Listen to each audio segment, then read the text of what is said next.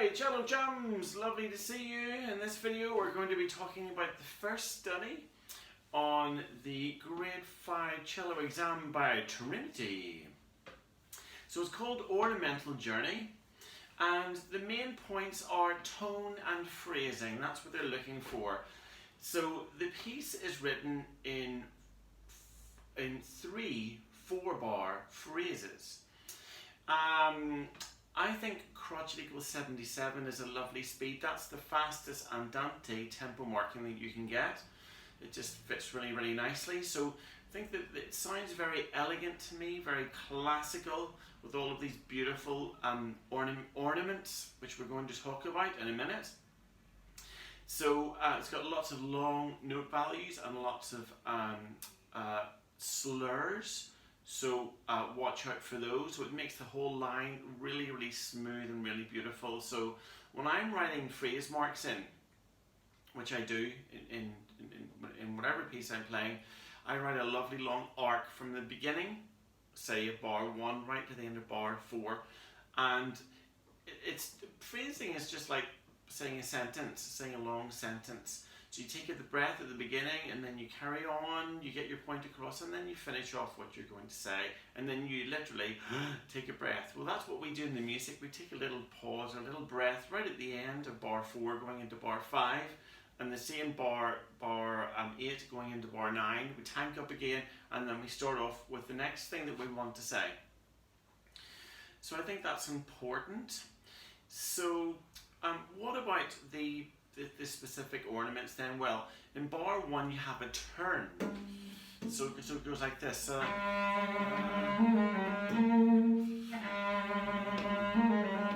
that.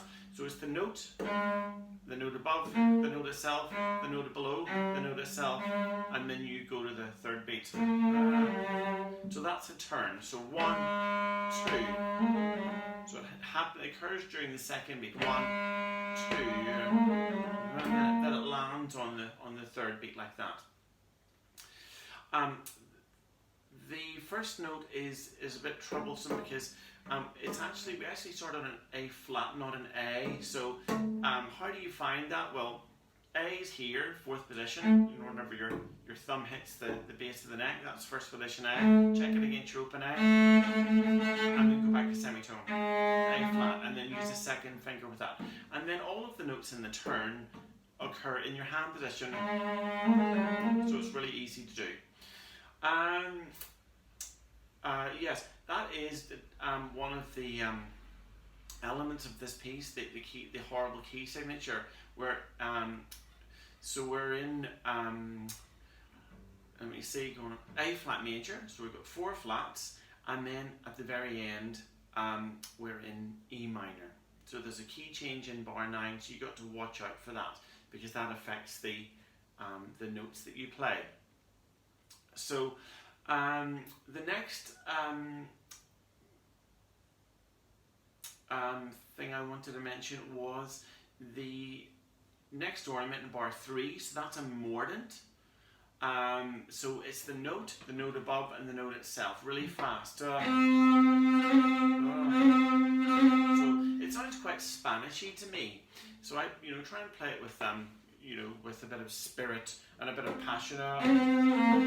Maybe stick your jaw out or shake your head or something like that. Like that. Do something dramatic like that. And then that's all there is for the first phrase. In the second phrase, you've got some little grace notes in bar 5. So like that. Here you go again. That's a little grace. Do you hear that? And then, which takes you to the next, our little friend, or ornament, which is called an Akiyakitura. Isn't that a funny name? An Akiyakitura. I hope I'm pronouncing that correctly. So you just play that.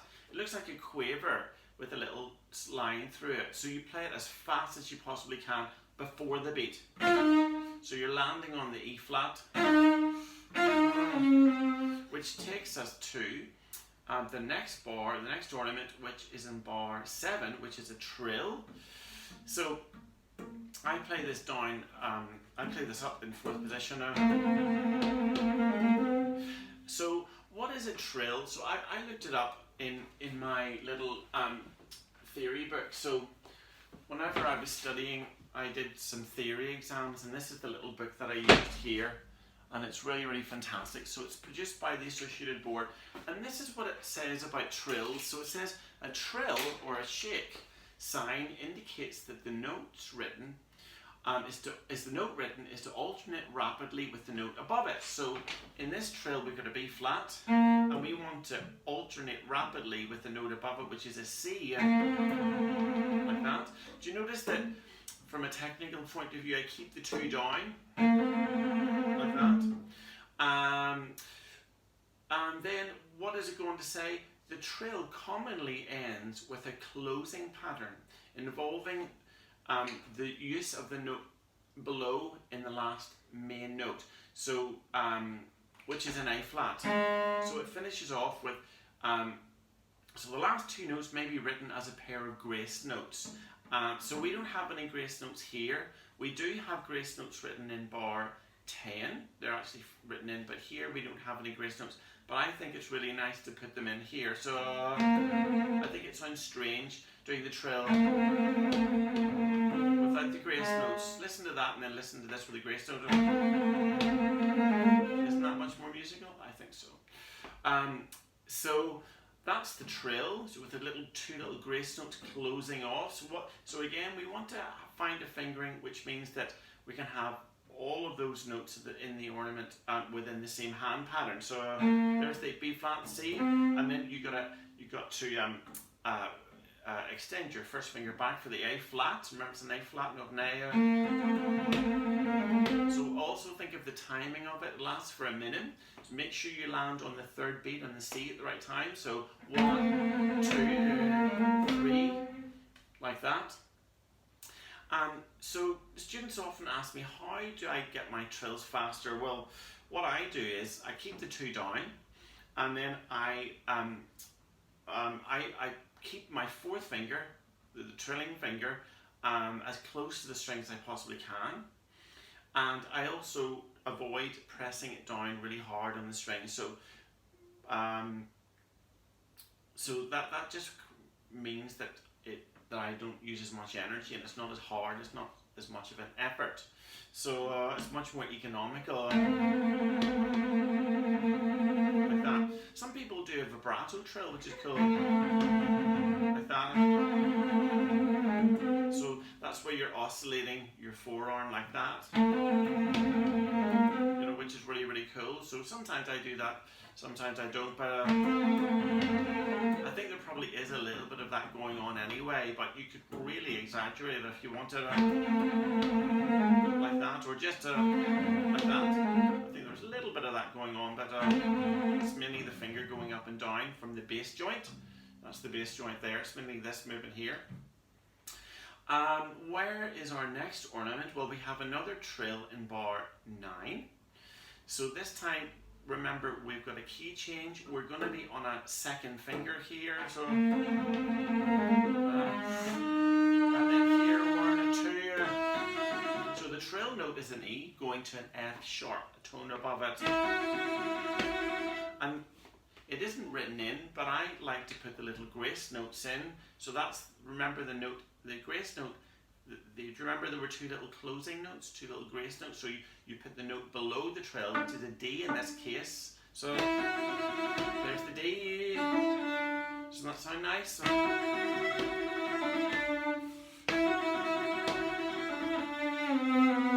And then the next one, it goes from is a C, so you play the note above it.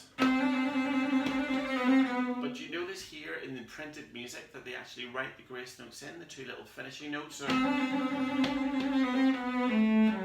like that, and a little shift there,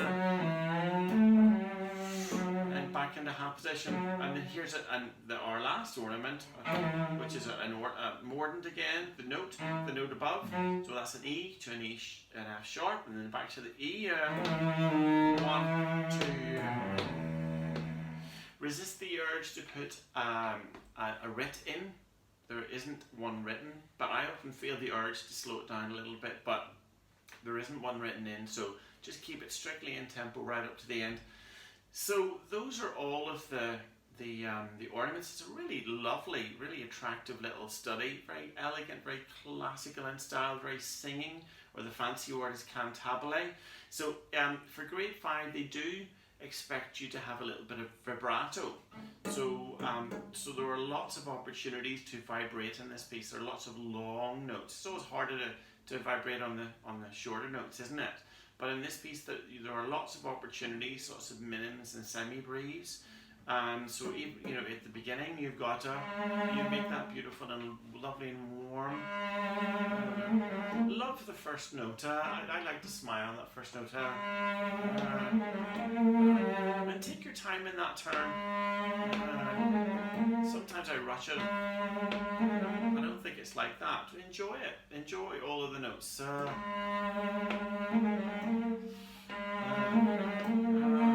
then I hear sing.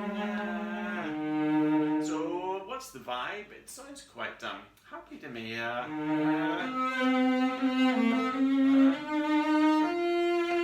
Vibrate. Did you notice there's a crescendo there? Crescendo. And it's not a big cello concerto crescendo. You know, it's a warm. So this is all forte, and again, it's not aggressive.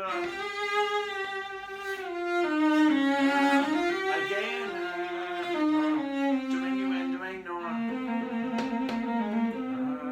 So this is quiet, it's only MP, so you can have quite a, on that note, it's quite quiet, so maybe a slower vibrato, and then a little bit louder.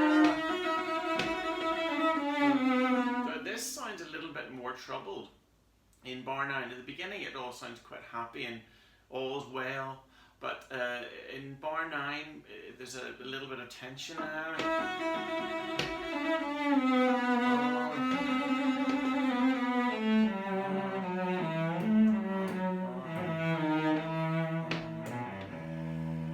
So it really doesn't finish on an up, this piece at all, does it? So I'm not quite sure what's going on in the mind of the composer, but it starts off happy and then it sort of finishes a little bit sad. So that's maybe why it's called Ornamental Journey. You know, you're going on a journey with your thoughts, whatever it is that you're trying to express, and at the beginning you're quite upbeat, and at the end, for whatever reason, things go a little bit south. And you're not as happy, you're not so sure, you're sort of puzzling your head, oh, I don't know if I'm quite sure about that, as you were at the beginning. So also the journey of encountering lots and lots of ornaments as well. That's why it's called Ornamental Journey, I guess. So it's a really nice little study, lovely in singing, use lots of vibrato, be very, very expressive. Of course, watch out for your tuning. It's a bit of a nightmare because of the key signature being an A flat major for the first 2 lines. And don't forget the phrasing. You know, why don't you say that? Sometimes I actually say I don't sing it, but I would say the words, you know, like this, and it gives me a sense of the overall shape. So you know, tam da da da da da da dim da da dee da dee da, breath, da da da dee da da da dee da da, breath, and then the last phrase. So that gives you a sense of the singing quality, a sense of the shape. What we don't want is for the whole thing to be cut up, you know, where you have little gaps in between all of the notes, because then it'll just sound very disjointed. It wouldn't be very easy to follow someone that was talking, would it? If they spoke like that all the time and there were little gaps in between the notes and they didn't join everything up and connect everything smoothly, you know. But so that's something else you got to think about. So, you know, we want a lovely, it's almost like an elegant swan. It reminds me of the swan, actually, doesn't it? You know, by Sanson. It's very elegant and very singing. You know, so it's that same sort of vibe. So we don't want anything to stick out like a sore thumb, or any little gaps that are going to interrupt that flow of thought and that singing quality in your cello. And what better, you know, really shows off the singing quality of the cello as well, doesn't it? So watch out for your tuning, because any little tuning errors really, really great on the ear, don't they? And it'll spoil it. It'll be like a little fly in the ointment. So it's easier said than done, isn't it? But try your best. Practice all the little shifts. The things about the higher grades, grade 5 now, you're playing in lots of different positions, and you're also doing a lot more little shifts, lots of little shifts in lots of positions. So that things are definitely getting harder now. There's definitely a step up from the grade 4 studies, if you've watched those videos, to these ones.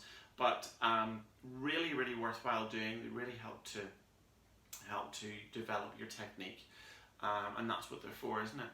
So for now, cello chums, Cheerio! See you in the next video.